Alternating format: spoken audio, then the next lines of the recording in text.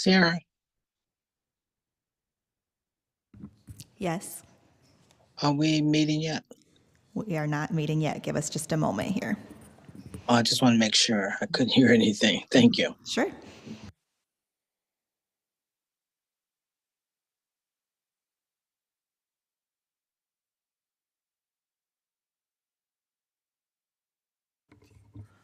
Good afternoon. I'd like to call the Rules Committee meeting to order. If we could please have a roll call. Freeman, Here. Fusco, Here. Omobian, Here. Connor, Malik. Here. All committee members are present. And could I have a motion to accept the minutes from the last meeting? Second. Second.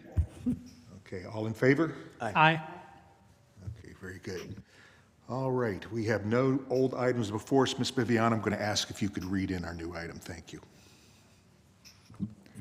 Item number 1 is a resolution expressing sympathy for the victims of the recent terrorist attack by Hamas in Israel, condemning violence of any kind, affirming Akron's status as a welcoming community for those of the Jewish faith and any other religion, encouraging residents to offer support and sincere condolences to the Jewish people of Akron and all over the world, and declaring an emergency. Thank you very much.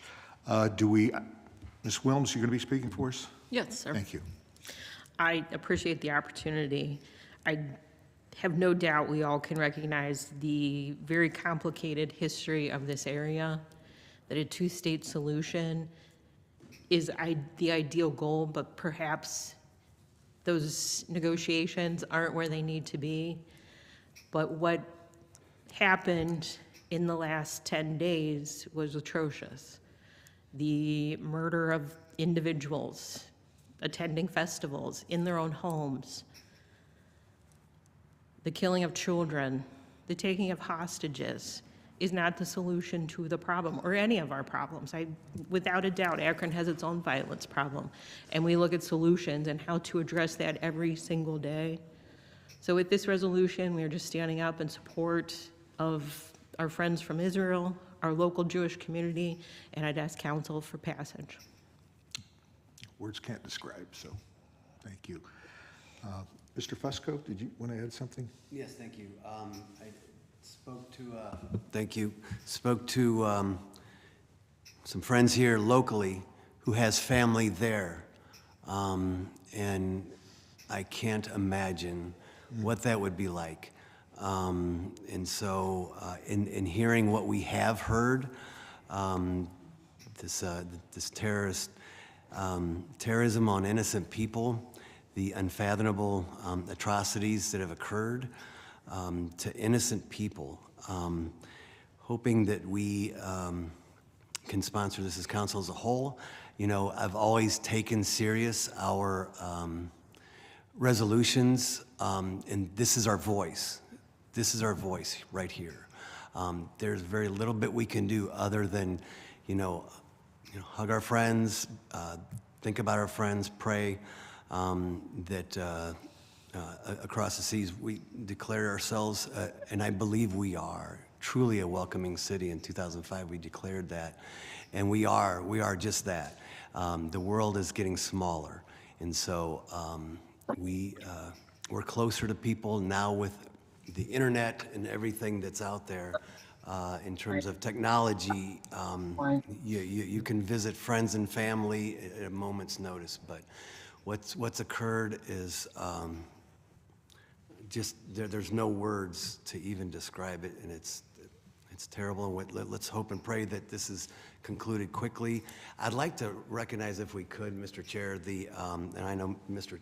Malik would like to make some comments, but I did speak to Stephanie York, yes. And she has, I don't know if she's online or not, but also Daniel Blaine with the Jewish community who would like to probably speak, but I probably want to let the... That's what I was going to...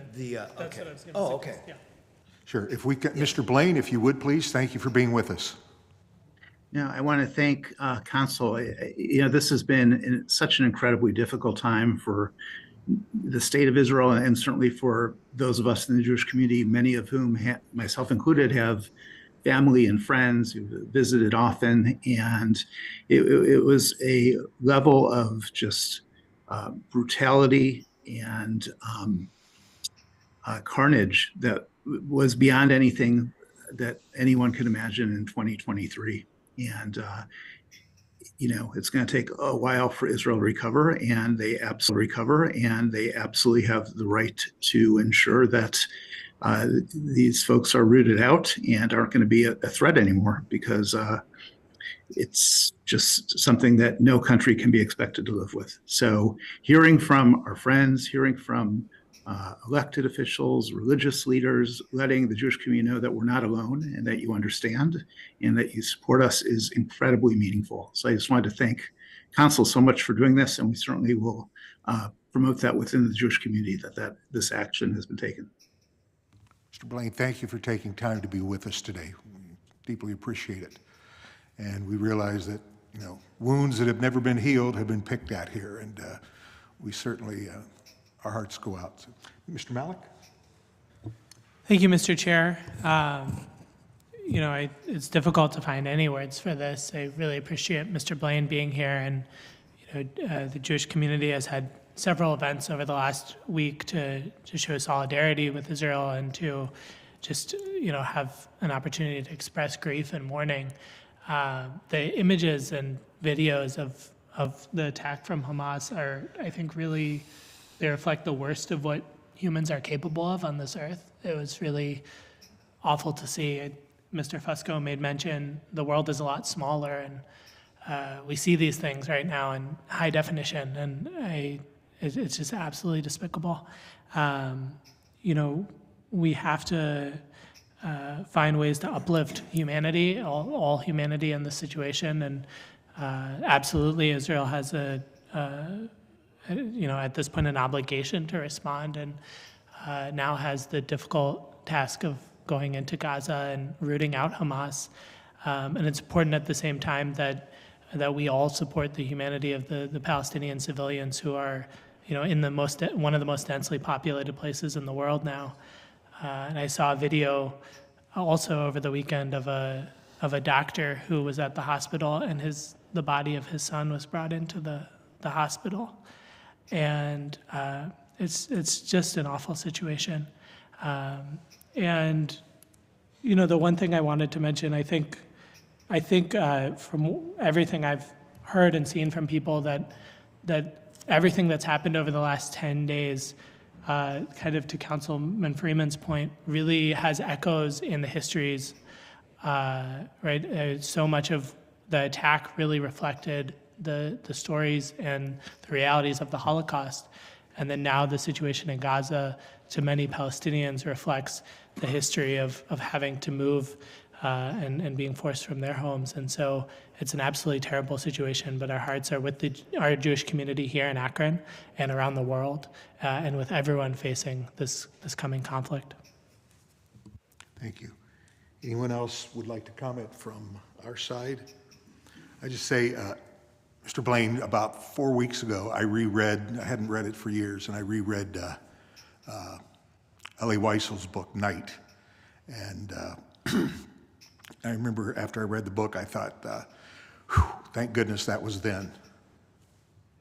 And so this really does, it strikes hard. And again, our sincerest, condolences and grief for the community. Any other comments? Anybody online like to add anything? I just want to add how appreciative we were that Mayor Horrigan took the time to join us at our community gathering last Tuesday and speak at the gathering. And again, it just is incredibly meaningful to know that we're not alone. With that, do I have Oh, I'm sorry, Ms. Amobian, I apologize. Ms. Amobian. No problem, Mr. Chair. I just want to probably repeat the sentiments of everyone that's spoken. I had to turn the television off after a while over the weekend. It was just getting to be just overwhelming. Any kind of, treatment of humanity in the manner that we have seen over the television is just terrible. And my hearts go out to the Jewish community. And as Gert mentioned that, the history of that area is just so horrific, and we really need to just pray and hope one day that there's peace found between people of different faiths. But not only that, just the terrible atrocity of killing children and young people and just innocent people that are killed for no reason. It just makes no sense. And again, I extend my condolences to the families and loved ones of all the folks in the Jewish community and the other people, Palestinians, who have to move from their own land as well because they have these um, I hate to say thugs, but terrorists amongst them. But again, we pray for peace, and anyone that comes to this city, we certainly will welcome them and do what we can to make them feel at home. So it's just a terrible situation, and our hearts go out to all the families. Thank you. Thank you, Ms. Mobian. If there are no other comments, I don't think I'm missing anyone. Do I have a motion on this resolution? So moved. We have a motion. Excuse me, and a was that second motion to suspend the rules? Yes. to suspend the rules? All those in favor, please let it be known by saying aye. Aye. Any opposed? Okay, thank you. Thank you for seeing that this was brought in. And Mr. Blaine, thank you so much for being with us today. God bless. And I believe that's all we have, Sarah. So we will adjourn at 2:12. Thank you. Our next committee today will be the Public Service Committee. Those committee members are Mosley, Kamer, Holland, Lombardo, and McKittrick. If we can give everyone just a moment here. Thank you.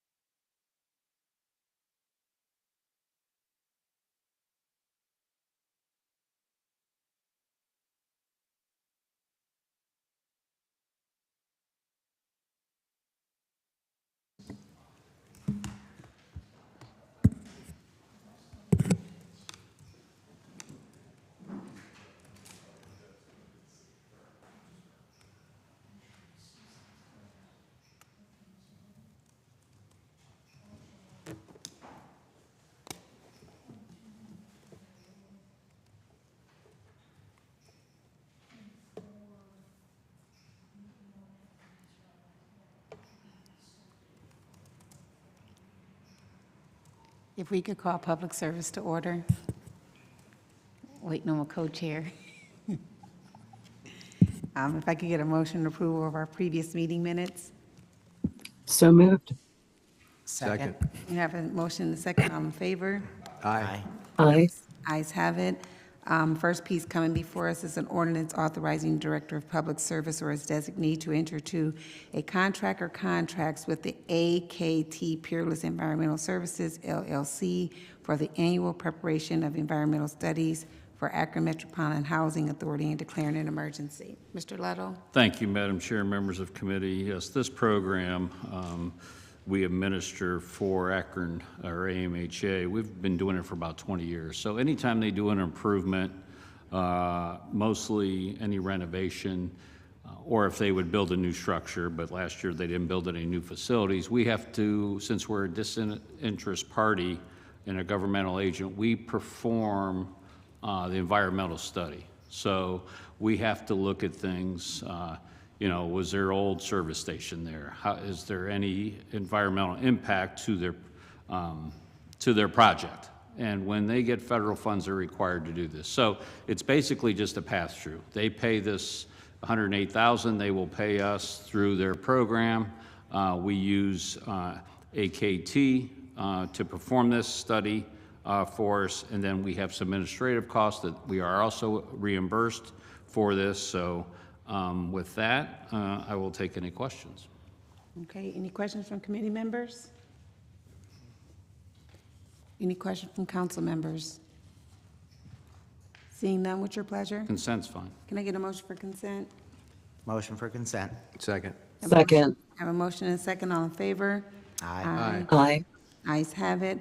Ordinance authorizing Director of Public Service or his designee to enter into a contract or contracts with Crown Battery Manufacturing Company for vehicle and equipment batteries and declaring an emergency. Mr. Lettle? This Crown Battery, they're our supplier for all our batteries, all our wire terminals, everything that we use for our motor equipment division. And this extra that we're putting in, this is an extra $45,000 we're bringing to you because it was not included in the no bid ordinance because it was under $50,000. So the total this year will be $90,000, and this will allow us to get to the end of the year with our repairs to our equipment. Okay. Any questions from committee members? Council? What's your pleasure? Consent's fine. Can I get a motion for consent? Motion for consent. Second. I have a motion and a second, all in favor? Aye. Ayes have it. Next one is ordinance authorizing Director of Public Service or his designee without formality of publicly advertising for bids to enter into a contract or contracts for pavement management services with Pavement Management Group, PMG, and declaring an emergency. Mr. Lettle? Thank you, Madam Chair and members of the committee. Yes, PMG, this company was founded in 2016, but James Golden, the founder and CEO, he's been actually performing our pavement condition index study since 2001. So we did not perform this for a couple of years because of COVID, but we now are picking it back up. This contract will take us through 2026. They look at every segment of street, they rate that street, they actually take video now that we get inputted into our GIS. So when our engineers or our people out of Public Works, they take this study and that's how they prioritize our resurfacing program. This not only is for our asphalt streets, but they also look at our concrete streets and our brick streets and the condition of those, and that's how we determine our ongoing projects or for the following years. So we do try to go and look at maybe a 3-year program, which streets fit into the program, and we use this almost every day, but when we're setting up the program, it's very vital to our operation. So this was something that the Army Corps of Engineers, they built this program, and it's the same one that AdMatch uses, and other government agencies do use this program. So with that, I will take any questions. What's the funding source? It's the resurfacing, it's the issue 4, yes. Issue 4, okay. Any questions from committee members? Council? What's your pleasure? Consent's fine. Can I get a motion for consent? So moved. Second. I have a motion and a second, all in favor? Aye. Aye. Ayes have it. Next piece is ordinance authorizing Director of Public Service or his designee to enter into a contract or contracts with Rafaltis and Financial Consultants, Inc. for the completion of the sewer and water rate study and declaring an emergency. Mr. Lettle? So we've been working on this for a couple of years, but now that obviously you all know and you've all supported us not moving forward with the high rate treatment facility, EHRT, the US EPA, they did request an updated rate study on our whole program. So they had to look at our current water rates, our current sewer rates, and what would happen if we'd have to build that facility. And as the mayor said in the press conference, that, you know, if we have to build this facility, it's another 20% increase on top of what our rates are or what they would be. So one thing I can tell you from this study is that we are not going to raise sewer rates in 2024. That doesn't call for that. But until we get that amendment through and we decide, or we don't decide, that, you know, we get it from the federal court and the USC, whether we have to build that treatment facility or not, I can't really speculate on how much they would go up. But I can tell you they will not go up next year, sewer rates. Okay. $547,000, is that just for the study? Well, this basically is 142. We had an amendment that, you know, we had worked on a few years ago. So this portion of the of the legislation is for $142,420. Okay, got it. Okay? Okay. Any questions from committee members? Any question from council? What's your pleasure? Consent's fine. Can I get a motion for consent? Motion for So consent. moved. Second. Motion and second, all in favor? Aye. Aye. The ayes have it. Next piece is ordinance ratifying the actions of the Director of Public Service in contracting with Butcher and Sons Landscaping LLC for the emergency demolition of Smith Elementary School at 941 Chester Avenue, authorizing payment thereof, therefore, and declaring an emergency. Mr. Lotto? Thank you, Madam Chairman, members of committee. We received a call, Francia received a call from the police department that I think it was June 18th of this year, that part of the school had collapsed and had fell down onto the sidewalk and partially into the roadway. And we had to get out there and clean up what was there, but at the time, he contacted our building official. Our building official went out there and determined that this was an unsafe structure and collapse was imminent. So they contacted the owner to no avail. This is privately owned. APS sold this school in 2020.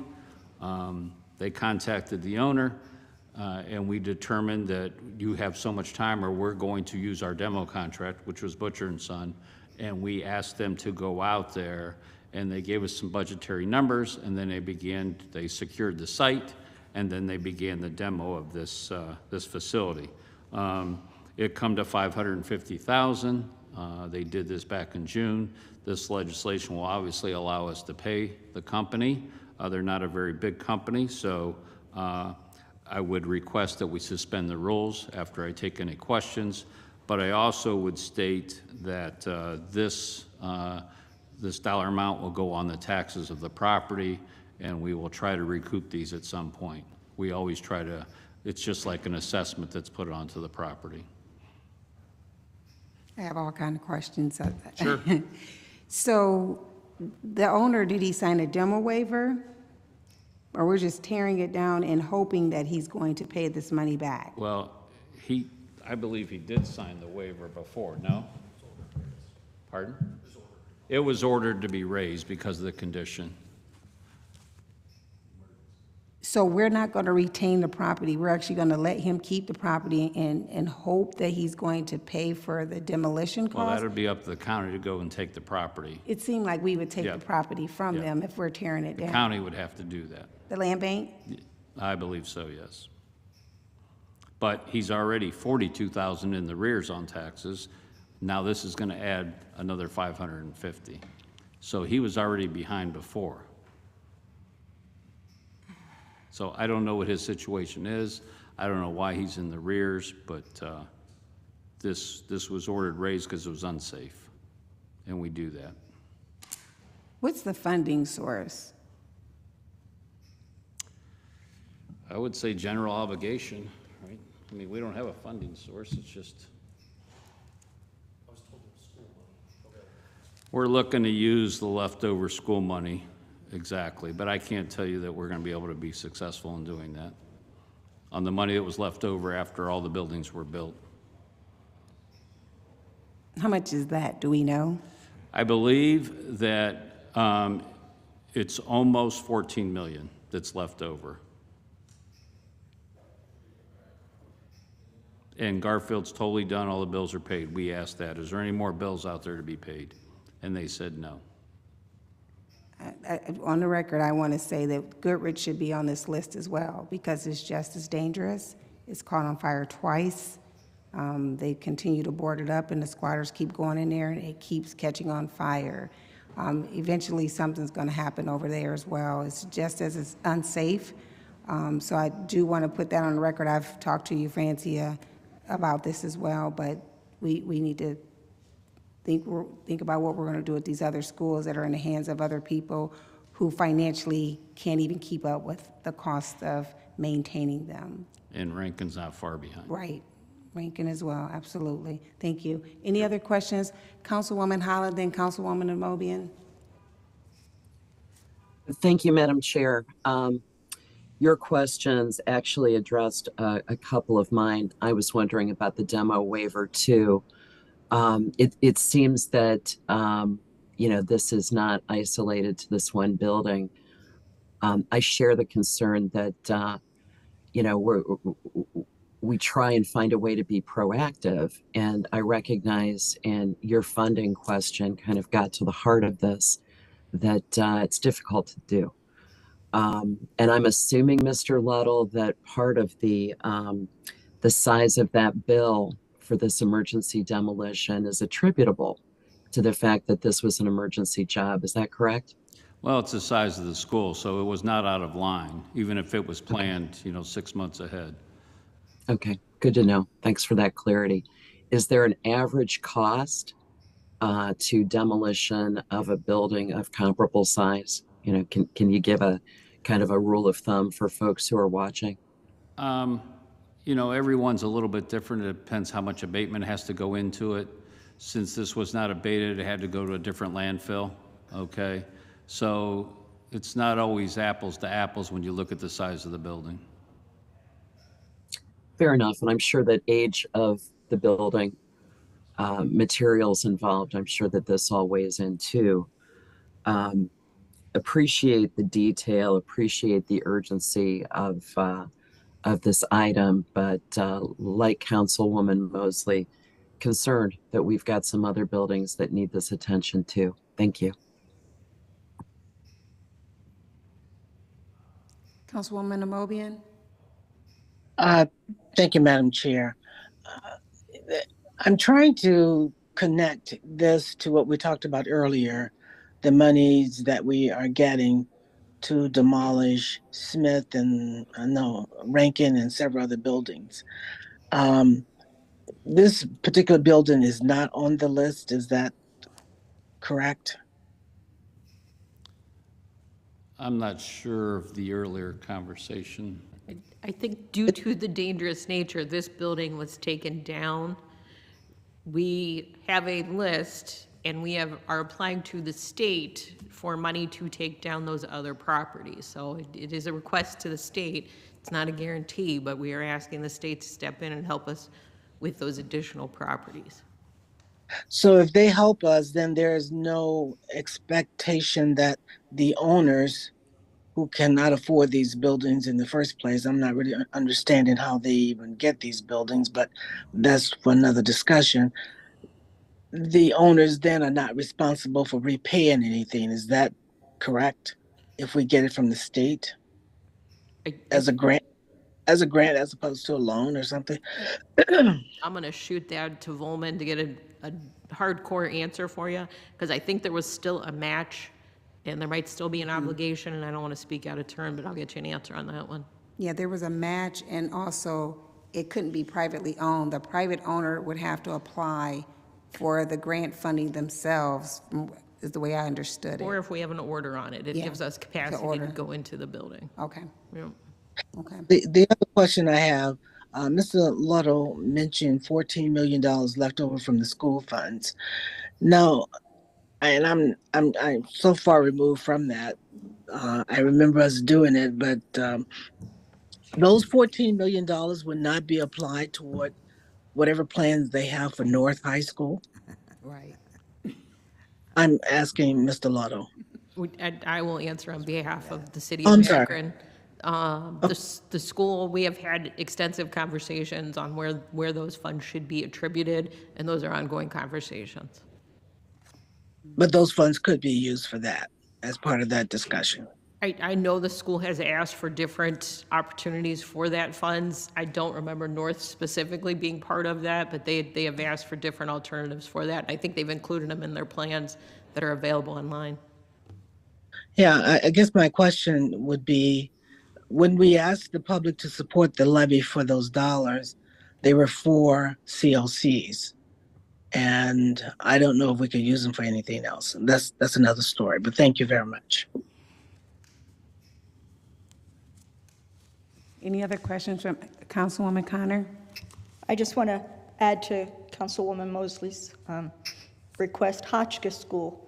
set on fire regularly. So if we're making a list of buildings to look at for demo, I would love to add that one to the list. Sure. Any further questions? Can I get a motion for suspension of the rules? I'll make that motion to suspend the rules. Second? I have a motion and a second. All in favor? Aye. Aye. Ayes have it. Last piece coming before us is an ordinance authorizing Director of Public Service and/or the purchasing agent without the formality of publicly advertising for bids to enter into an agreement with the Duralast to install the Duralast roofing systems onto the administration building at the Water Reclamation Facility and declaring an emergency. Mr. Lettle? Thank you, Madam Chairman, members of the committee. Down at WRF, yes, the administration building is in need. We've repaired numerous leaks over the last couple of years. This roof is over 20 years old. So we are using the TIPS program, which is the cooperative program through the state. We use that so we do not have to bid this project, and then Duralast will meet those state prices to put this roof on. There again, if we could suspend the rules on this one, we'd like to get this roof on before more inclement weather comes in winter time here. Okay, any questions from committee members? Any questions from council? Seeing none, can I get a motion for suspension of the rules? So moved. Second? I have a motion and a second. All in favor? Aye. Aye. Ayes have it. We have nothing else coming before us. We are adjourned.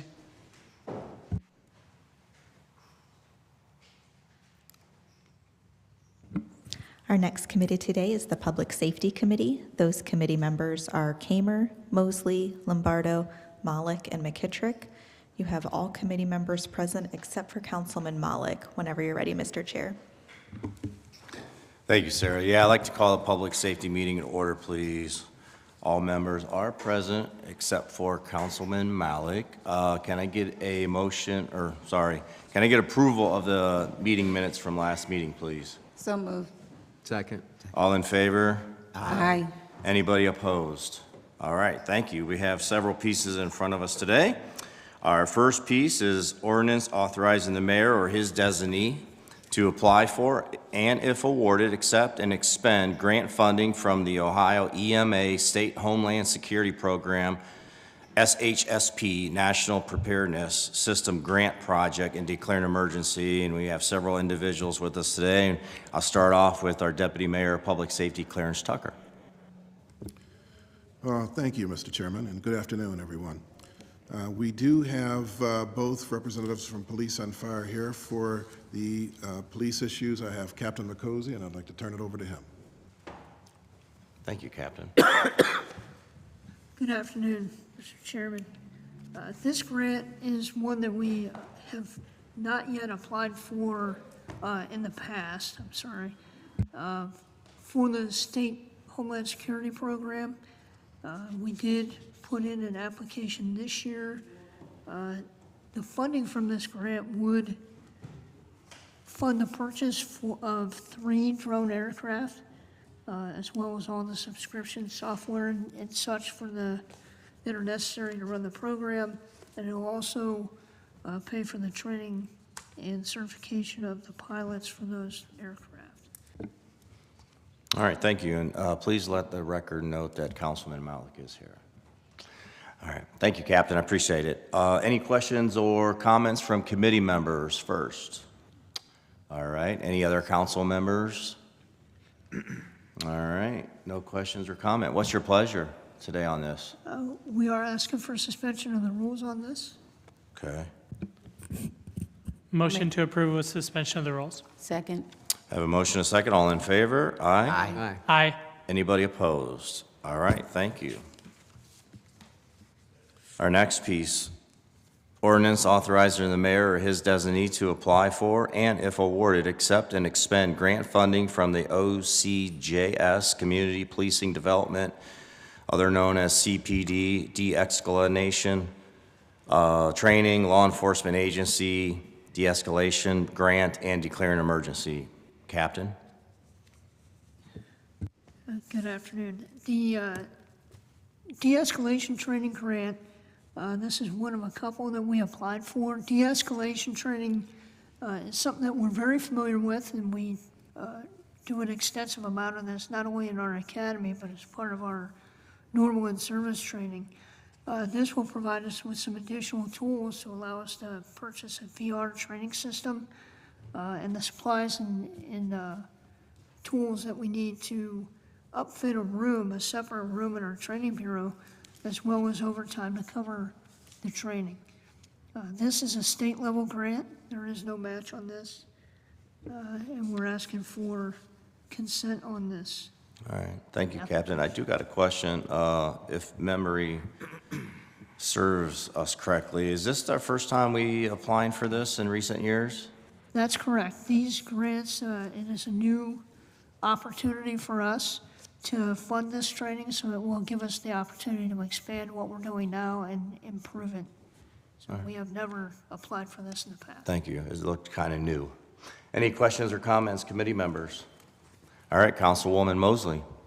Thank you, Chairman Kamer. Is this a renewable, or is it just one time? I'm sorry, On the grants, like, once you upfit the room, when it comes time to do like upgrades to the room, is it a grant that you can reapply for over the years, or is it just a one-time grant? the upfit on this room is specific to that system. Okay. There are certain things that we need to do to make the room usable for that particular, create an environment for that VR equipment to work, and that's what this is. So it's considered a one-time thing. Okay. There may be some maintenance down the road. That would be something that hopefully we can handle with operating. Okay, all right, thank you. Thank you, Councilwoman.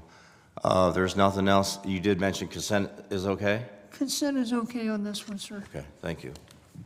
Motion for consent. Excuse me, Mr. Chair, Councilwoman Holland has her hand raised. I apologize, Councilwoman Holland, please.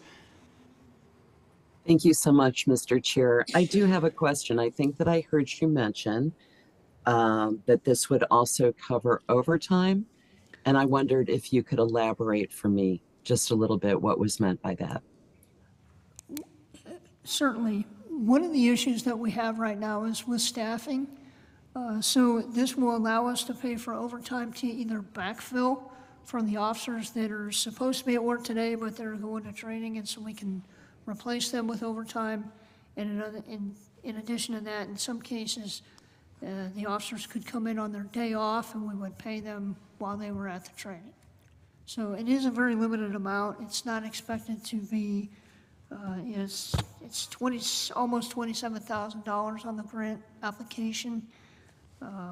But it does enable us to do what we would like to do here, and that's to improve our performance in de-escalation. Thank you. Thank you, Councilwoman. We did have a motion for consent agenda from Councilman Malik, Second. and we have a second. All in favor for consent? Aye. Aye. Anybody opposed? All right, thank you. Moving on to our next piece, ordinance authorizing the mayor or his designee to apply for and if awarded, accept and expend grant funding from the Ohio Criminal Justice Services, OCJS, Edward Byrne Memorial Justice Assistance Grant Program to declare an emergency. Captain? Yes, this piece is to apply for and accept the OCJS JAG grant. What this will pay for is for us to provide all of our officers with first aid kits and deploy those out into the street. One of the things that we have been doing very well with our new officers is providing them with individual first aid kits.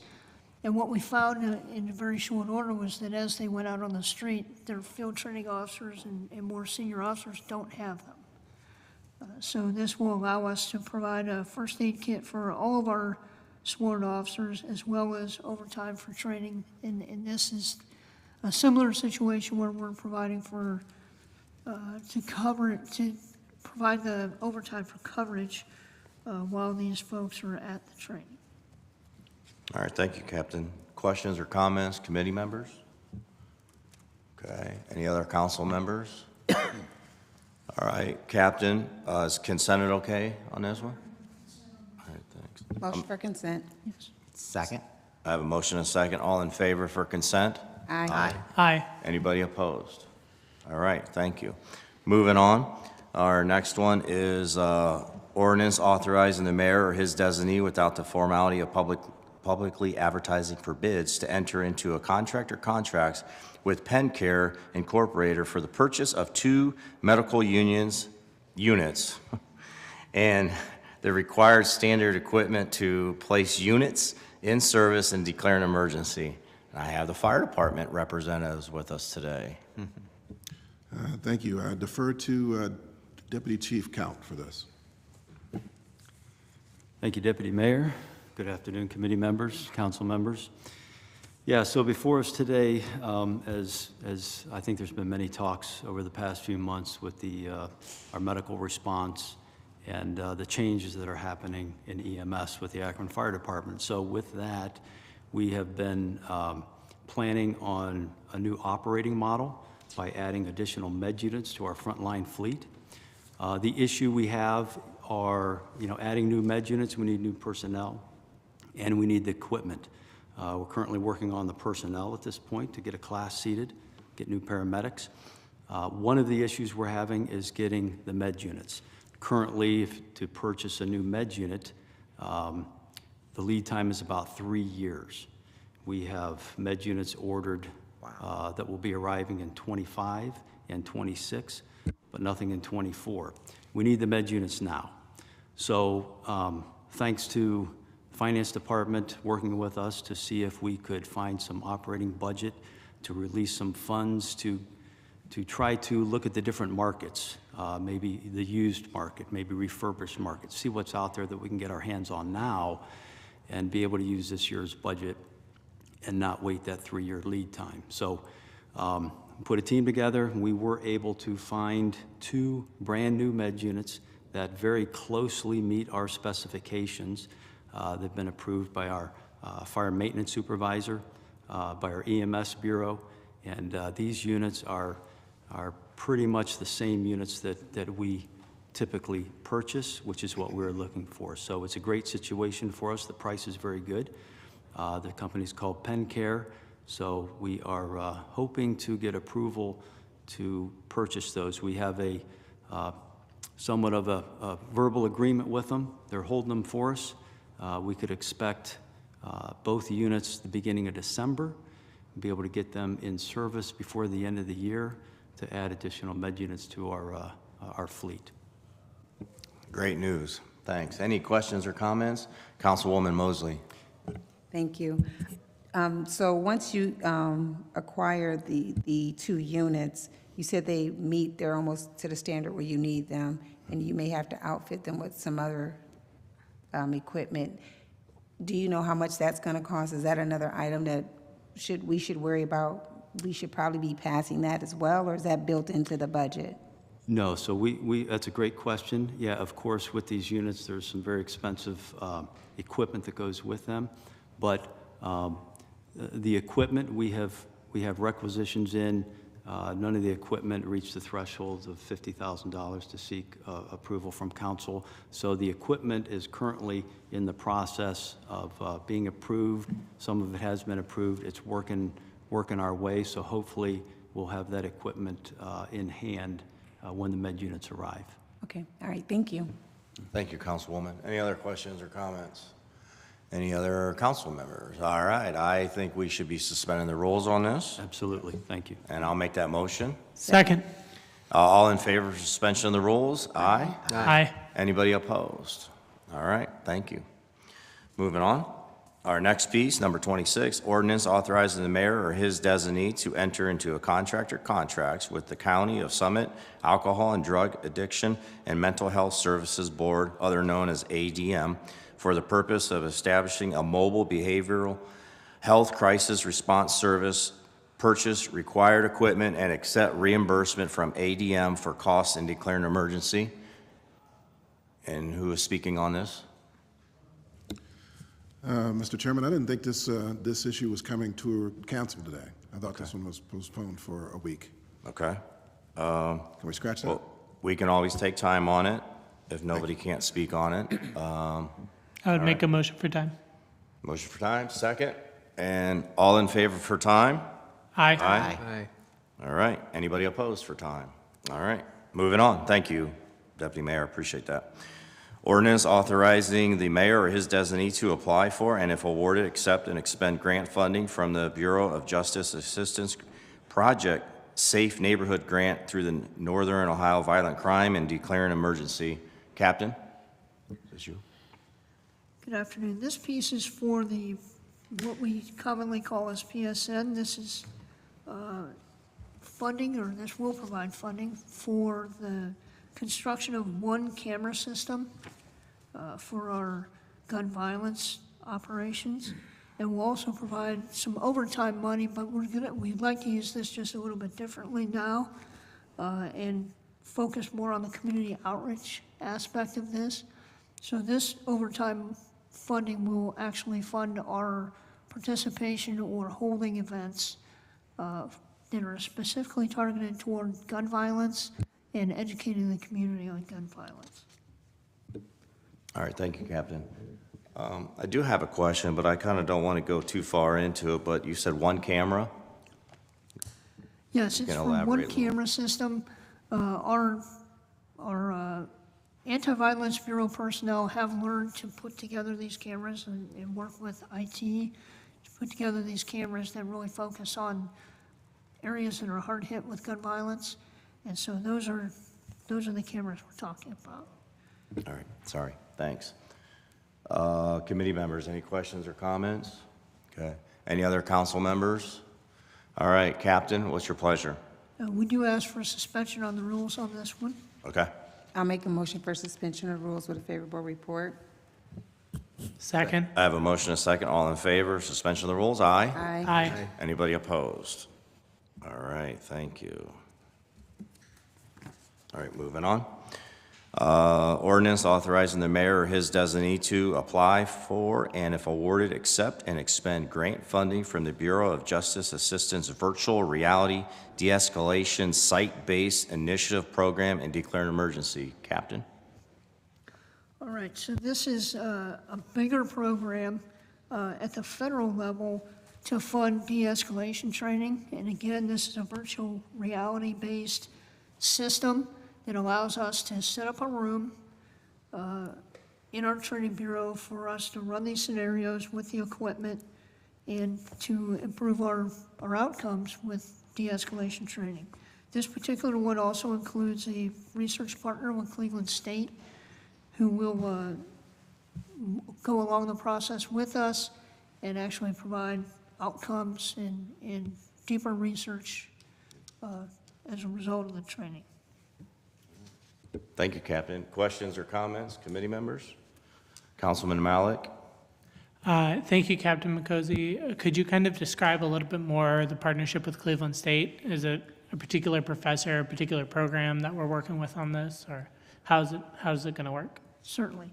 So one of the things that we do with some of these grants is that we engage with research partners, and a part of that is understanding what the problem is, a little bit more about what the problems are that we're trying to work on, and then also what are the aspects of that problem that we can have an effect on, and then that informs how we go about, not only in this case, it will inform how we go about the de-escalation training, the types of situations that we're trying to recreate in a controlled environment for our officers, and also what are the best tactics and the best actions they can take to achieve the outcomes that we're looking for. So in each case, our research partners provide the outcome of their research on a periodic basis, and we're able to work with them to improve our training, improve our tactics, improve our activities. In this case, the training. Okay, thank you, sir. Thank you, Councilman. Councilwoman Mosley? Thank you. So this is another part of the modules that'll be over at the training station. Correct. Will you all have enough room for both of the training? Are you putting them in the same room, or how Well, does that work? In both of these cases, these are competitive grants. And our chances, our odds, I really don't know what other applications are out there or what our chances are of getting them. De-escalation, as I mentioned before, is high priority with the chief and with the department. And so what we're really trying to do is do everything we can to try to secure the funding to go ahead with this program. We may find that we're only partially funded or not at all. And this is not a guarantee. This is our ask to go for it and see what we can come up with. Okay. Regardless of whether we get the grant or not, these grants, both of them, really refer to VR systems, virtual reality systems. They're costly. They're not something that we can afford as part of our regular budget process. This would allow that. The de-escalation training is a part of our normal budget process, is a part of our normal in-service, part of our normal academy. And so we'll continue to do those things. Okay. And continue to look for better ways of doing it. This will provide us another tool. Okay, all right, thank you. Thanks, Councilwoman. Councilman Malik? Sure, just appreciate the information, Captain. When the application is submitted, could you share a copy with us? I'd be happy to. Thank you. This is one of the grants that we were able to apply for. Okay. We had to meet the deadline, I believe while council was on break. Sure. So we're coming back around, but we haven't heard back yet. I'll be happy to share that application. Appreciate it, sir. Thank you, Councilman. Nothing else? No other council members? Captain Makosi, is consent agenda okay on this? Consent agenda would work just fine. Thank you. Motion for consent? Second. I have a motion and a second for consent. All in favor? Aye. Aye. Anybody opposed? All right, thank you. We'll put that on the consent agenda. And our final piece, authorizing the mayor or his designee to apply for and if awarded, accept and expend grant funding from the Department of Justice FY 2023 Justice Assistance Grant, other known as JAG, and declare an emergency. Captain? Yes, this is a normal grant that we apply for on an annual basis. It is formula-based, so the Department of Justice lets us know going in how much we're going to get, and then we have to provide the budget for that. We do have a partner in this as a part of our JAG formula, our geographic area. We are coupled with Summit County Department of Public Safety on this, so they are a partner. The amount that they granted was $189,468, and Summit County will receive 13% of that, and then the remaining is for the Akron Police Department. We do use the JAG frequently for bigger ticket items.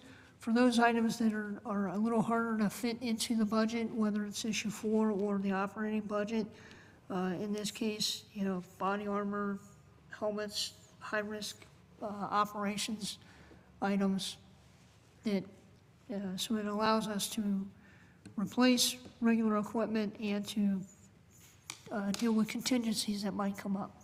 So. Good. Thanks, Captain. Any questions or comments, committee members? Other council members? All right, what's your pleasure on this, Captain? We do ask for suspension on the rules on that. All right, Motion for suspension of the rules. I have a motion Second. and a second. All in favor, suspension of the rules? Aye. Anybody opposed? All right, that was a lot of pieces of legislation. I love it. I think that might have been the most in 10 years that I've been doing public safety. So thanks, everyone, for coming down. Thank you so much for your hard work, everyone. I really appreciate your service. And with that, we are adjourned. Thanks. Thank you. Our next committee today will be the Health and Social Services Committee. Those committee members are Amobian, Freeman, Baylor, Neal, and Holland. If we could give everyone a moment here to connect to video. Oh, sorry, I didn't want to yank. Okay. Hey, it's like deja vu. Wish I'd have had my camera. Yeah, I know. right? Golly. Daryl would have been like, what the Jiminy Christmas is going on here? Let me go over and talk to Phil real quick. Yeah. Ooh, what's next? Budget? Oh my gosh. You have a budget?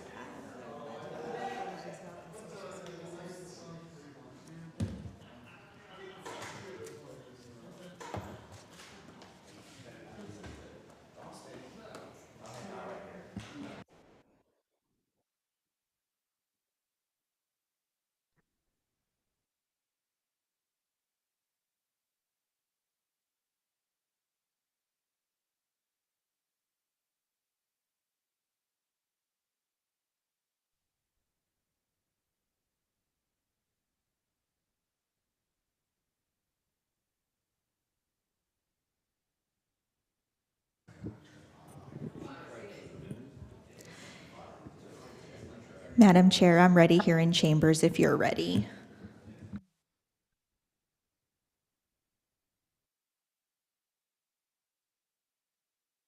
Yes, I am. Everybody present? Yes, you do have all committee members present. Okay. I'd like to call the Health and Social Services Committee to order. Roll call, please. Amobian, Present. Freeman, Here? Baylor, Aye. Neal, Here. and Holland. Present. All committee members are present. Thank you very much. May I have a motion to accept this from our previous meeting, please? So moved. Second. Been moved and seconded. All in favor? Aye. Aye. Aye. We have two pieces coming before us today. The first one,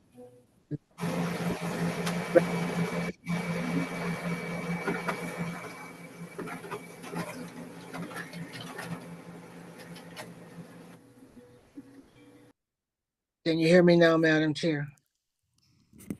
We can hear you. We had a little bit of feedback, so I've muted everybody that is not the chair. So hopefully, Okay. if you could stay muted if you're not speaking, that'll help with the feedback. Thanks so much.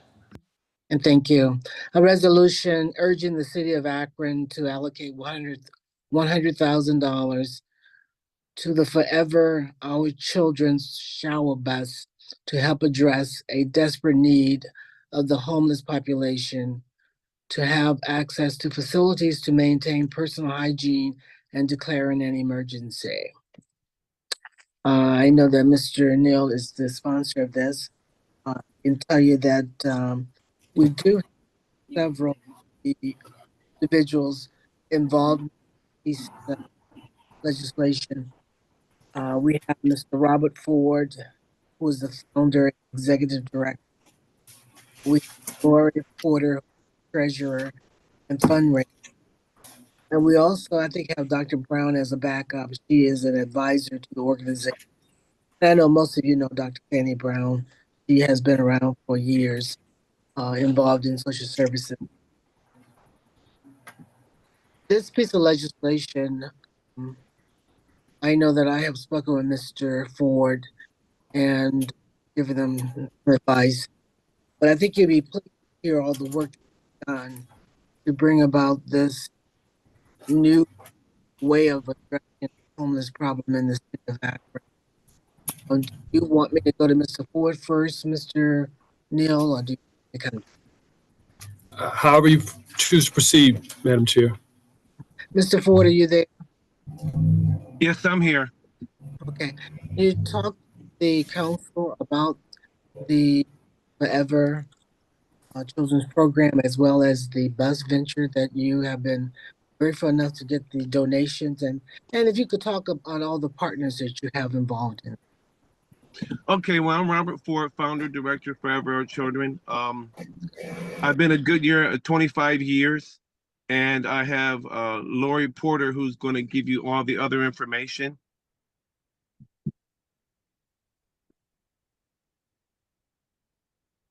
Is she connected? Good afternoon. Thank you. Hi, how are you? Hi, I'm good, thank you. Dr. Fanny Brown, who's an advisor, will chime in just a moment, but I will tell you that Forever Our Children started out as a food distribution organization back in 2018, delivering still till this day feeding over 500 individuals every month. Just once a month on third Saturdays, they do a food distribution both on Copley Road and at House of Prayer for All People down on Balch Street. In addition to that, this organization has given vehicles to veterans, something that we're very proud of. Vehicles are donated to the organization. We're able to get them repaired and donate them to veterans that have found themselves in a difficult place. In addition to that, we are even more proud to say that we continue to take children from Akron Public Schools, disabled students every year to the Akron Zoo, which, to be quite honest, without what we're doing with that, we don't know of any other organization that's taking the disabled children to the zoo. And so last year it grew. We went from one or two schools to, I think we had 4 schools involved last year. And now Robin's gotten the phone calls from the high schools and the middle schools. And we will find a way to make that happen. And then we give away tennis shoes to athletes. A lot of you are fully aware that our kids can participate in programs in schools, but sometimes they don't even have the proper clothing or the proper shoes that are necessary to participate. So those are the programs that we have done thus far to date. April of this year, Metro donated I think it's a 36-foot bus to Forever Our Children. And that bus is currently being retrofitted at Camper City in Stowe, Ohio. I was there last week, and they pretty much have the subfloors down, the walls erected. A lot of the work is, I'd say that we're probably maybe about 1/3, 40%, 1/3 of the way to completion. Our original goal was to have this bus up and running by mid-November. And we'll have more details as they continue this work that they're doing. It's the first time in Akron or in our area that we've ever had the opportunity to participate in something like this, and it is the same for Camper City. They have retrofitted barbershop vans and a lot of other things, even, well, campers, they're just as big, and they've done some retrofit work to some of those things, but those have been designed for the purpose of sleeping and showering and those kind of things. This was a little bit different. Having to remove all of the seats, and then the underbelly work that will need to be done to make sure that we can carry the water to those locations that we'll be traveling to give anywhere from 30 to 35 showers per service day. Where we are currently is I know that they've, I'm new to the bunch, by the way. I just got here in January. What I love about this organization is that most of the funding that had been done prior to this year, Rob himself is responsible for about $25,000 to $30,000 of the donations that have been given to the organization annually since its inception in 2018. But as the years have gone by, we've connected with more and more community partners who have committed to supporting the shower bus. One of the things that we did in April was we did our first annual spring event, which we were able to generate $60,000 through that event. It's a lot like an annual meeting. We will be celebrating and having our annual first ever gala on next month, November 17th. And our goal there is to generate and raise an additional $50,000. You all know the work of nonprofit. We don't have fidgets and widgets to sell. So we have a pretty tight sustainability plan in place. But what we are in need of right now is, when we initially started, we were told that it would cost us somewhere between $60,000 and $70,000. I think once they got the bus, took possession of it, looked at it, figured out how they had to gut everything out. There's air conditioned units and a lot of things that have to be moved around.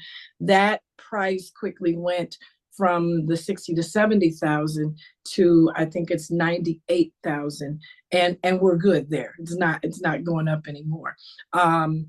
But we've started that process. We've paid a portion of that retrofitting. But where we sit right now today is, as we close out this year, the proposal is being submitted because we need an additional somewhere between $68,000 in help. And then anything above that would really give us a hand up and give us would be a good launching pad for us, if I could say it that way. So we, again, have an excellent sustainability plan, which does not include a ton of grants. I know that a lot of nonprofits think that you can just write a grant. But I say to the organization that doesn't have a solid sustainability plan, that when you do that, you're like the kid that moves out at 18 and then wants to move back home and doesn't want to pay any bills or contribute anything. And I can guarantee you that Forever Our Children, our team, and those working with us, that is not our mindset. And we've got Partners Access Point continuum of care, and Dr. Fanny Brown, who is more well-versed at talking about who some of those additional partners are, can share. I know that Goodyear has donated tires to us. We are in communication with Chris Luddle, their City of Akron, and they're going to help us to store the bus during the inclement seasons, during the cold seasons when it's below 50 degrees. They're assisting us with ensuring that we have a pump to fill that bus with water each time we go out. And we are committed to at least 1 to 2 times a week running this shower bus. And currently it looks like we're about somewhere between 32 to 36 weeks a year that we would do that, because we won't be out in the winter months. And then holidays, sometimes they're holidays, so we might only get 1 weekend. So. Now, Ms. Porter, could you talk about the relationship with the Metro? Metro has not only given you the bus, but they've guaranteed some other additional support. Yes, I'm going to ask Dr. Brown if she could talk about that, because she's more well-versed at that.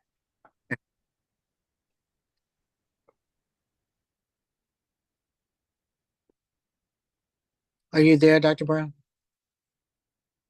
Can you hear me now? Yes. Okay. My name is Dr. Fanny Brown. I'm an advisor to the organization and a grant writer. We have a great relationship with Metro. I must say that when we introduced the idea, they were more than receptive to us. And they don't generally provide buses to nonprofits, but they were very touched by the idea in terms of providing this service to the homeless. And so it was in April that they decided to provide the bus. And in addition to providing the bus, they also looked at providing some services in terms of maintaining the bus. I mean, these are incredibly large vehicles, and certain things can go wrong. They have a staff that is qualified to make those repairs, and they have talked to us about being able to provide those services if something happens to go wrong with the bus. So we are grateful for that. We have also introduced the idea that, you know, if this goes well, possibly we can introduce a second bus, because unfortunately our homeless population is increasing. And this is just one thing that we can do to, I guess, provide a service that is much needed, you know, maintaining traditional hygiene. And so to be able to do this is, it's one thing that the entire organization Forever Our Children is committed to, and helping the homeless in any way we can. But this is huge, to be able to move around Akron, different locations, make sure that we have at least 20 to 30 showers provided each day. And we want to start out with 2 days and hopefully to increase from there. Additionally, you know, in terms of partners, we have, I can't say enough about the City of Akron providing so much to us. When we met with the representatives from the fire department, it was like they just wanted to see it come to fruition and provide all of those necessary steps to make sure that the bus would be Street. Pardon? No, go ahead. Go ahead. Oh, to make sure that the bus would have all of the, you know, necessary components in order to be able to provide this service. And we're looking forward to doing it. Hopefully, well, our original start date was like November. We hope to be able to provide at least some services this calendar year. Dr. Brain, let me interrupt you for a minute. Mr. Freeman, I think you're the co-chair. I need for you to step in, please. But I wanted you to talk, Dr. Brown, about the relationships with the churches and what you and the churches are going to do together when you are allowed to be there one day for the people to take the showers. The churches are going to provide food and clothing, but just talk about those relationships. Thank you. I have to step in. Okay, all right. We have developed a relationship with First Congregational Church of Akron. We have spoken with the church on the boulevard in Kenmore. We have also spoken with the Salvation Army, and we hope to have the metro station as a site. So that would be the first four. But the churches are very, very excited because not only will we be bringing the bus so that individuals can take a shower, but we'll also have a contingency of organizations with additional services. They're talking about providing a meal for all of the participants that day or our guests. They're also talking about providing clothes if they need them. Additionally, they're talking about being able to provide medical services also, because as Lori mentioned, we have Access Point as a partner.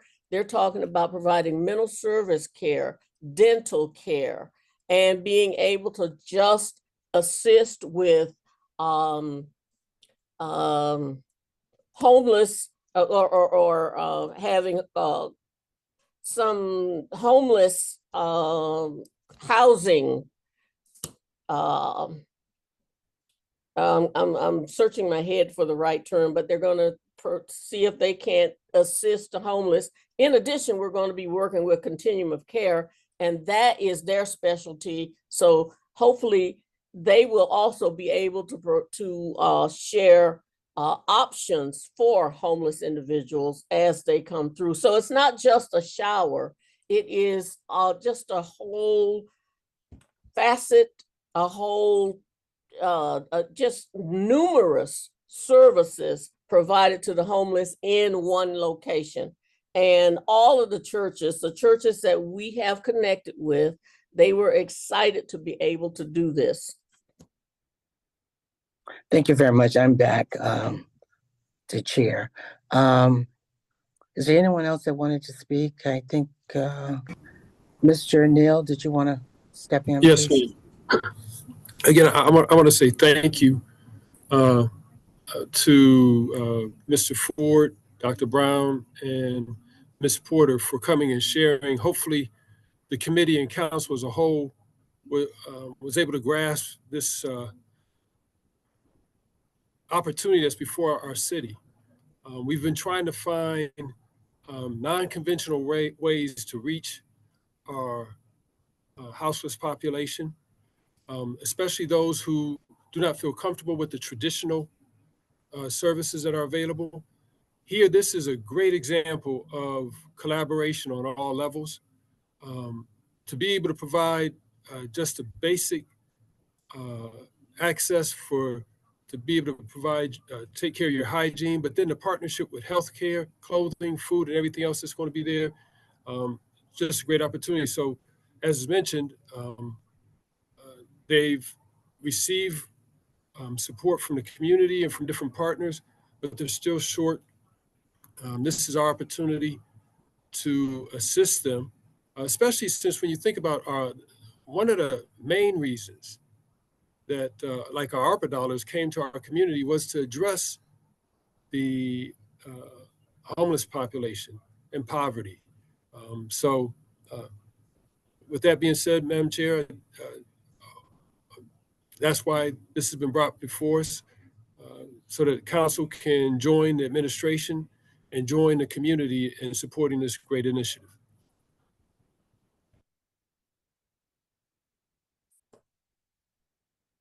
Thank you, Mr. Neal. Are there questions by any members of the committee? Sarah, I can't see hands. I don't know if you can tell me, please. Sure. Councilwoman Holland has her hand raised. By all means, Councilwoman Holland, go ahead. Thank you, Madam Chair, and thank you for the presentation. This is a dazzling concept and one that reflects deep compassion and an understanding that dignity is something that we all need. So thank you so much for all of the work, all the effort that's already gone into this.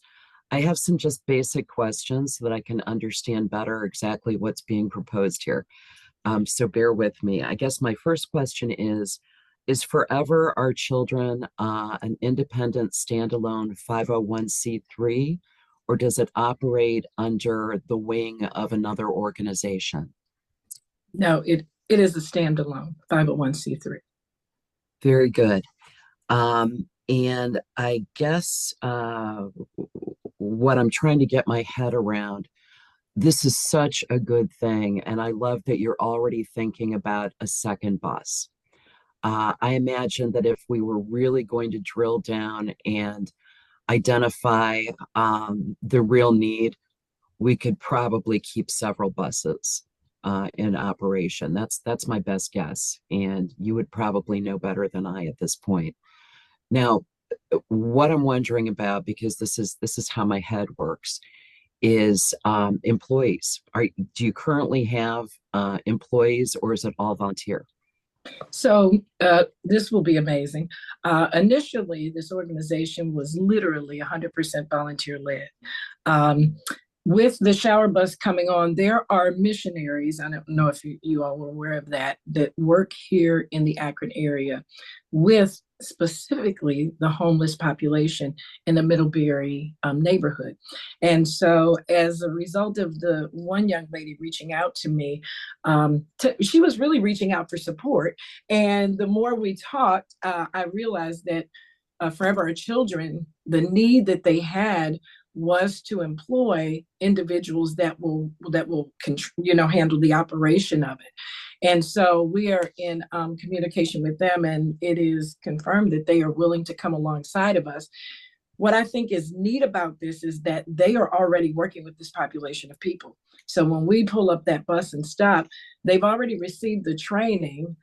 They're already experienced in working with this population of people, and they will help us to navigate, gathering data, working with the individuals as they're lined up. We will have 3 paid on-site staff individuals. In addition, as we talked about the different organizations that will almost like that will trail along with us. In addition to them, then we're looking at 3 to 6 volunteers each time that will go along with the bus to be there to serve that population of folks that we're serving on that day, just for the shower bus. And I would like to add that there are 2 barbers that have committed to coming out and giving haircuts on that day. Rob has been in contact with Gino's Pizza. They've said, let us know, we'll bring hot pizza out. And we're also, in addition, I didn't mention this, but you get to dream a little bit, right? So in a perfect world, we would be able to purchase imagine a large van that would trail behind that bus, and it would have actually a washer and dryer unit in it, where folks could not only just, we'll have clean clothes for them, we'll have socks, we'll have t-shirts and underclothes and all of those kind of things. But let's be realistic. These folks are, probably not going to be in good shape when they get to us. But if their clothes are not tattered and torn, if they're just dirty, we would have the opportunity to be able to wash their clothes and get them dry during the time that they're there. We would be at any one location somewhere between 4 to 5 hours each day, because fueling up and starting up takes about an hour and a half to 2 hours to get the bus, get everything loaded as far as fuel and water is concerned, and then get to the location. Once we're there, we just park and we set up, and we're there until all the showers are administered, and then we pack up and clean up and go. So it's a full 8 to 10 hour day. Yeah. Wow. It's a huge undertaking, and I'm really moved by this. My background includes, some work with vulnerable populations and kids. And so I guess I feel called to ask you this too. Given that this is maybe, the most vulnerable population in our community. I trust that there are efforts made to make sure that anyone coming in contact with the kids particularly will have appropriate background checks and the right kind of training and sensitivity, especially trauma informed training. I'm seeing some nods, yes, and apologize to even put the question out there, but I think it's one that we need to talk about more. Yeah. No, no apology needed. A month ago, maybe a month and a half ago, we literally put together a service packet for individuals that will be volunteering, because we are going to be working with the 330. Kids from the LeBron James School are actually going to be coming to volunteer at our food pantry. And so I have 25 years of experience working leading as the director of mentoring programs that serve kids both in juvenile reentry and Summit County Children's Services. I'm a former foster parent of about, I don't know how many years, but I fostered about 20 something kids. And I'm a grandma of 14. So Rob, we had a very, very deep conversation about, what do we do with children. We'll be I'm already in contact with Ann Ream and Cassandra Holtzman at Summit County Children's Services. So some of those pieces and parts will be put together to ensure that we are not just keeping children safe, but that we're keeping everyone safe, the workers. I thought it unique that to get missionaries that feel called to the unhoused population was better. This is just me, guys, was better than just hiring Joe or Jack or Sarah or Mary or Cassandra, somebody that was just looking for a job. The difference is these people feel called to serve this population. And I think that's it's a powerful opportunity that we have to just, help the folks in our community. We also will be in conversation with the ADM board. I've been working with Amy Woodland, and we'll be meeting later this week to kind of discuss what other things we can put in place as it relates to mental health and wellness at that level, because there's some things that they can do to help us as well to ensure that, some people just need a hand up, and if Rob on it, he's not too talkative today, but on another day, if he told you his story, being sick for 3 years and being homeless at some point and being a steel worker now for 25 years, he tells the story of how it saved his life.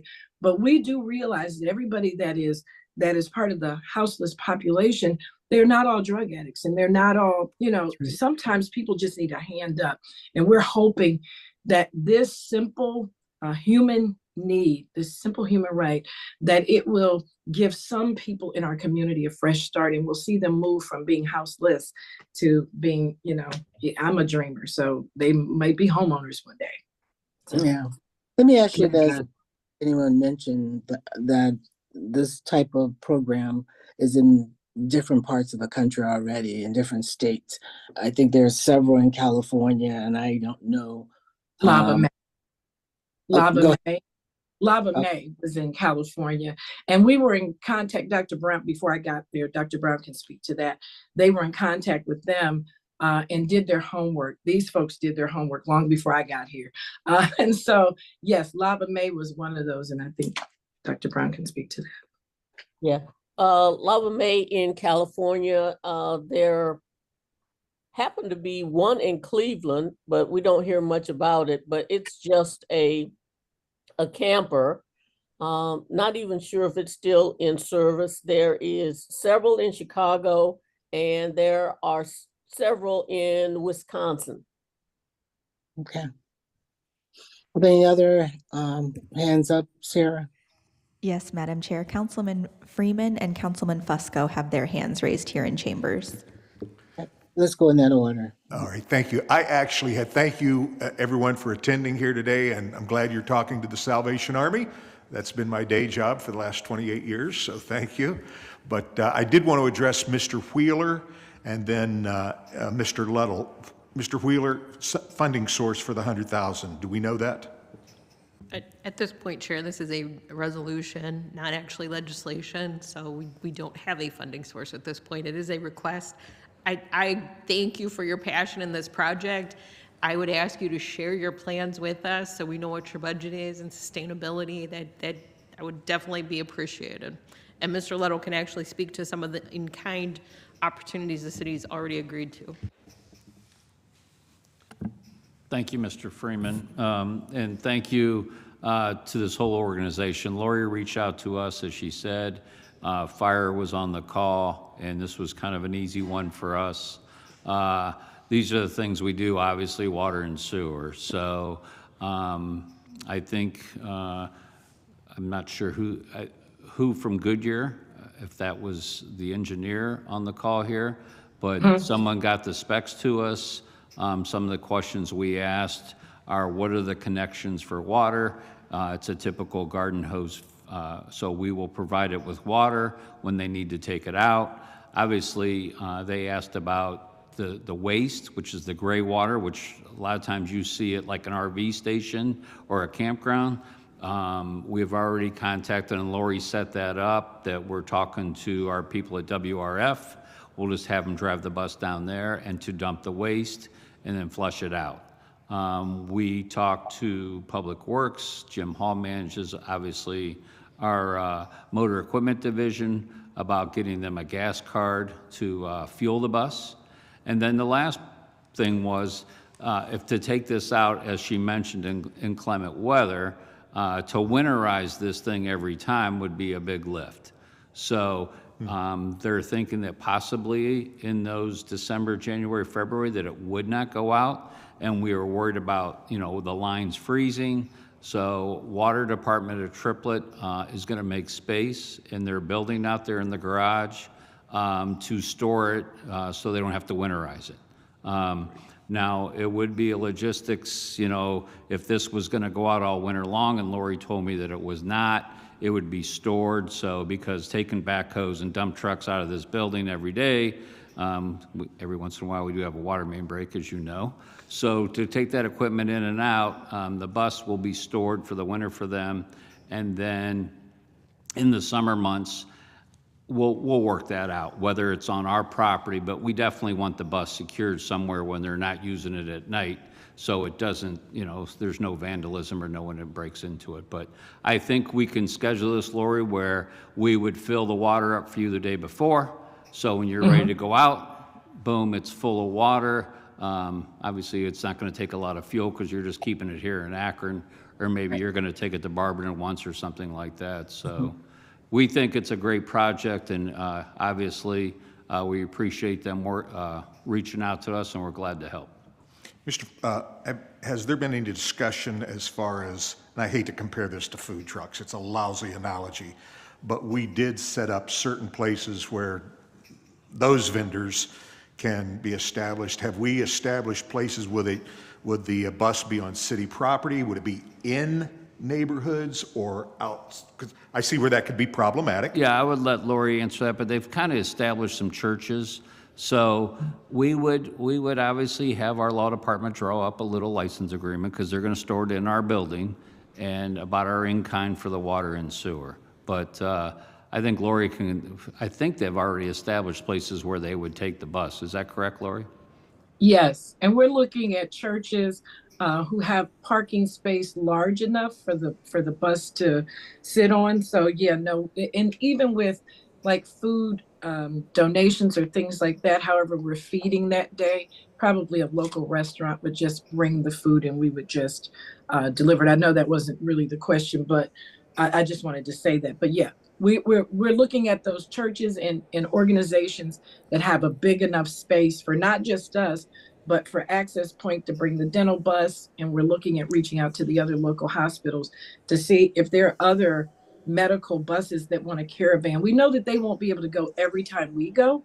And then with those folks that partner with us, like Access Point, if they're doing something somewhere in town and they say to us, can you come and accompany us for, let's say they're having an all-day event, then we would move the bus at that time. But other than that, for us, just once or twice a month. I mean, a week, once or twice a week. Great. And I know this is just a resolution, but could we see financials before we do anything? Yes, and if you give me an email, I can actually email that over Okay, to. and then that way I would just make sure I would make sure, I'm sorry, this is not my committee, Miss Amobian would make sure that the entire council gets to see that. Thank you. Yeah, you're on the committee, Mr. Chair. I mean, Mr. Freeman. Go ahead. And I can actually send you all, Madam President, Madam Chair, I can send you actually the 3-year sustainability along with this year's budget. So you'll see our plan from 24 through 28. So I'll send that to you all, so you'll know what you're looking at. Yeah. Very good. Are there any other questions or? Yes, Mr. Councilman Fusco as well. Fusco. Yes, thank you, Madam Chair. First of all, I'd like to thank Dr. Brown, Ms. Porter, and Mr. Ford, or should it be Coach Ford? I tell you what, what you're bringing in here is the best of Akron in terms of the collaboration piece, identifying a need. This is what Akron does best, I think, is the collaboration, and that's what's very impressive about this. And it's timely, at least in that, right now, this is in resolution form, but I want to talk a little bit more about that in a few minutes. But we do have the capital budget is coming in soon.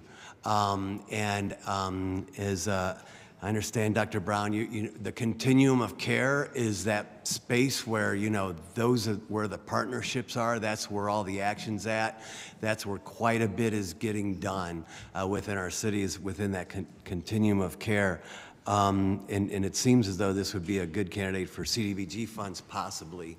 But I was curious about the gap, though, because this here, I believe and I lost it, it was on my laptop here, but it's $100,000 and it's asking for I believe for the bus, shower bus, right? And I was just curious, what is the gap? I understand that there was some funds that were raised, and also understand that the cost went up, which is kind of common, I think, for everything in life. The original budget always seems to go higher at the end of the day, but just curious what that gap is exactly, and if you have that number, or if not, get it to us later on. Yes, I can. I think that gap is about, and Dr. Brown can probably confirm, but I think the gap is about 68,000. Yeah, it's about 68,000. Yeah, it was. And that's really coming in just at what we need. That, it still puts us in a place where we still need to raise funds, that 68,000, but we can get the job done and get the bus on the road. Well, thank you, and thank you all for all your good work here. It's a good story. We had heard about the donation some time ago, and I can tell from your passion for this kind of work. And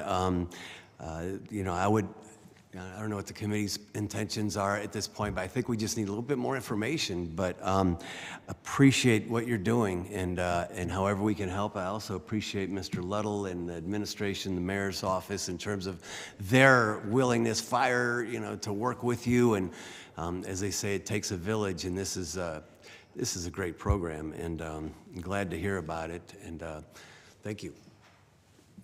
Thank you very much. I think at this point, Mr. Neal, I'm assuming that we can take time, now that we have a lot of information before us, and we can talk with Madam President and move forward with some other individuals. I know there was some talk about meeting with Mr. I think it was Mr. Knight or someone in addition to that. So with all the information shared today, may I have a motion to take time? Motion for time? Madam Chair, Yes. I have my hand raised. Oh, yeah, I didn't see it. I'm sorry. Go ahead. Again, this is just a resolution. Because of the capital budget coming up, and because we need legislation to talk about something in committee, the request is so that we can, as council, identify a funding source. I've asked, we haven't had a chance to look at our budget as council. just as with general activity with the things, because, we've talked about finding funds to address the gun violence in our community and other things that are approaching us, knowing that if there are any dollars left over, if we don't expense them by the end of the year, they go back to the general fund. That's one funding source we may be able to find. But then something that's connected to this, like we just did the My Neighborhood Our Akron funding. The original funding source was connected to credit card rebates. Now, if Mr. Fricker is what line item in the finance funding stream he's associated with it now, I don't know. But when we first started that program, the funding of $100,000 came directly connected from the credit card rebates because the city was getting back about 100 to 150. So we identified a funding source. For this year, there's still the potential of ARPA dollars that are a possibility that have to be fully dedicated by 2024 and expensed by 2026. So that's one funding source. If you remember a while back, we had identified that the city was writing off almost $1 million a year in bad debt from water bill payments that were in arrears. But the county was able to recoup somewhere in the neighborhood of $800,000 a year. Now that goes to the general fund. With this being connected to the water, the point I'm trying to make, because we never have these kind of conversations, it's going to be difficult to collectively identify a funding source, unless, like Mr. Fusco said, we're just going to look for it in the capital budget. But that capital budget kicks in next year. Mm-hmm. What I want to do, since we've gotten so much information today, and it's been great information, and probably for some people the first time they've heard of it, if we take time this week, maybe it gives us a week to start exploring some of the things you've been talking about. So we have a motion for time. Is there a second?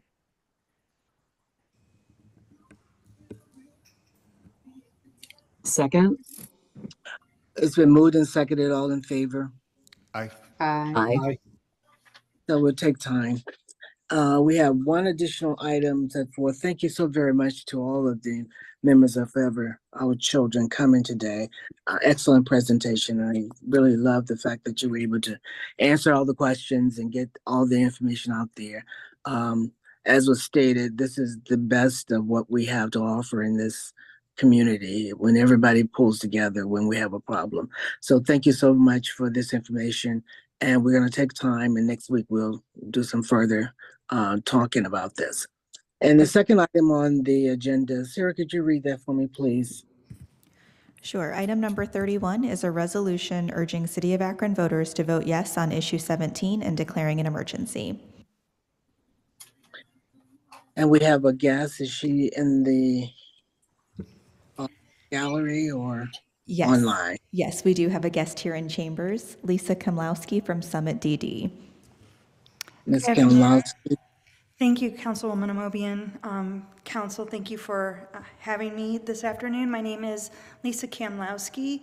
I am here today in my capacity as a volunteer for Support Summit DD, which is the levy committee supporting issue 17, Summit County Developmental Disabilities Board replacement levy, which is on the ballot November 7th.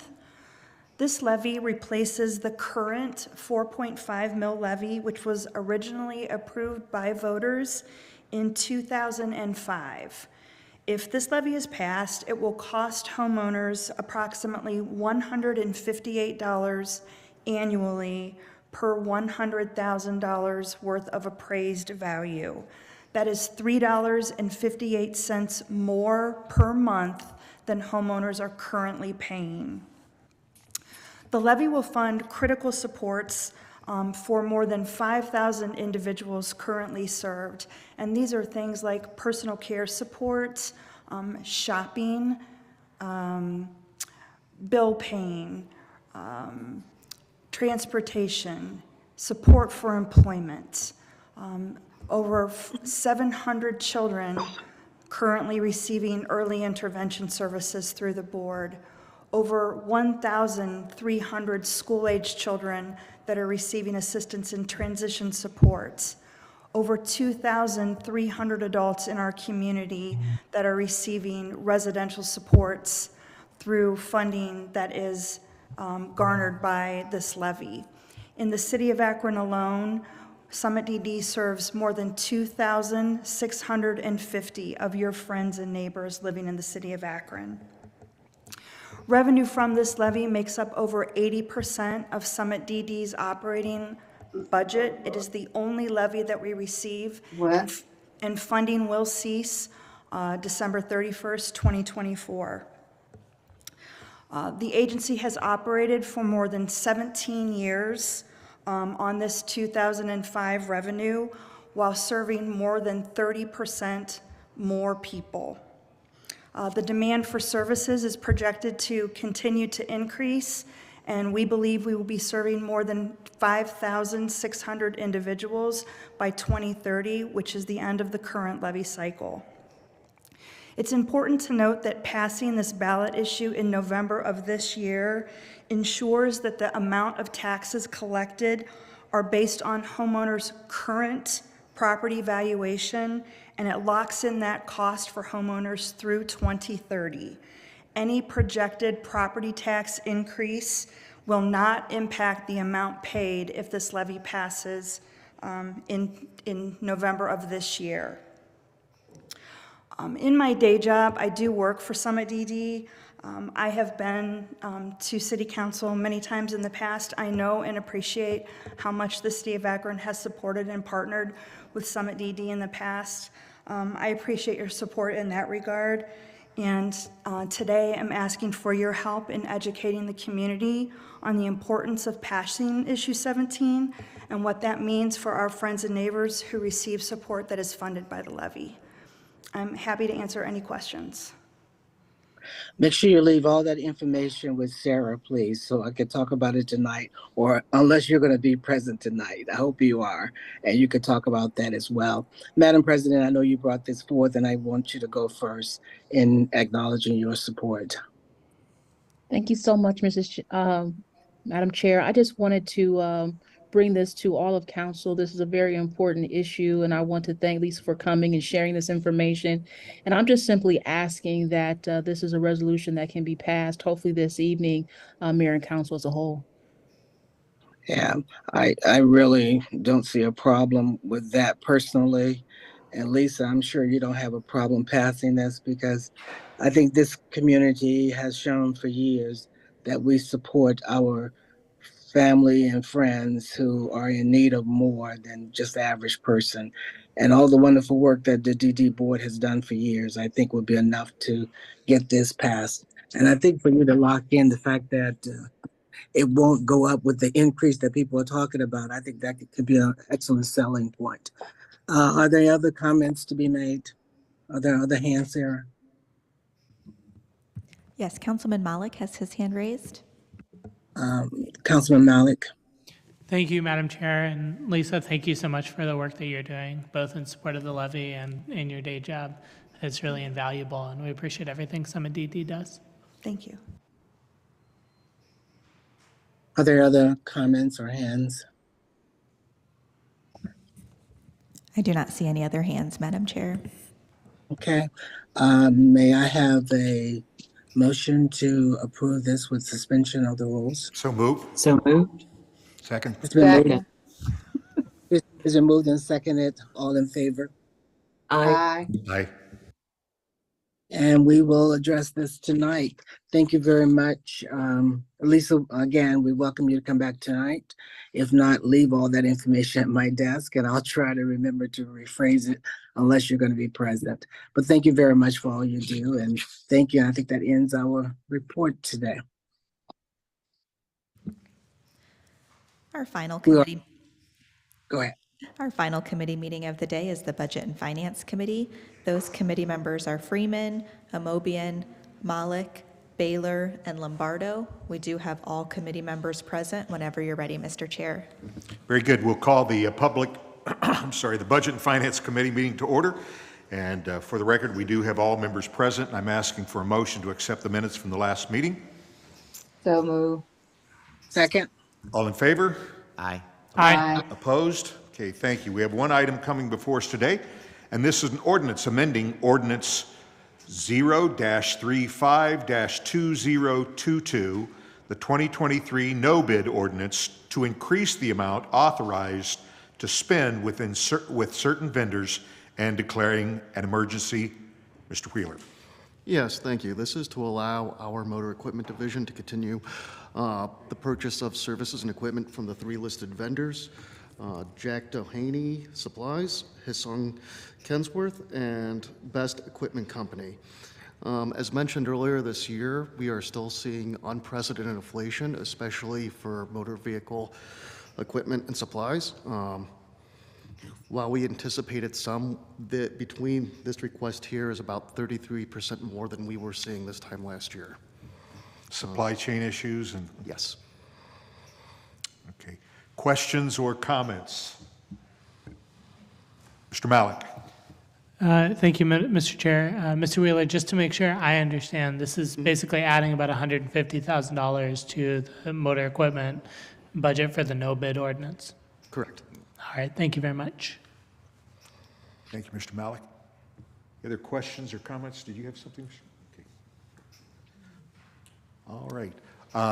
You probably want this passed this evening? Yes, suspension of the rules. Okay, do I have a motion for suspension of the rules? So moved. So moved. And Second. we have a second. All in favor, let it be known by saying aye. Aye. Aye. Any opposed? Okay, we'll see that this comes before us this evening. And if we have nothing else, we are adjourned at 3:46. Thank you. That is the final committee meeting of the day. Council will meet at 7 p.m. tonight. Thank you.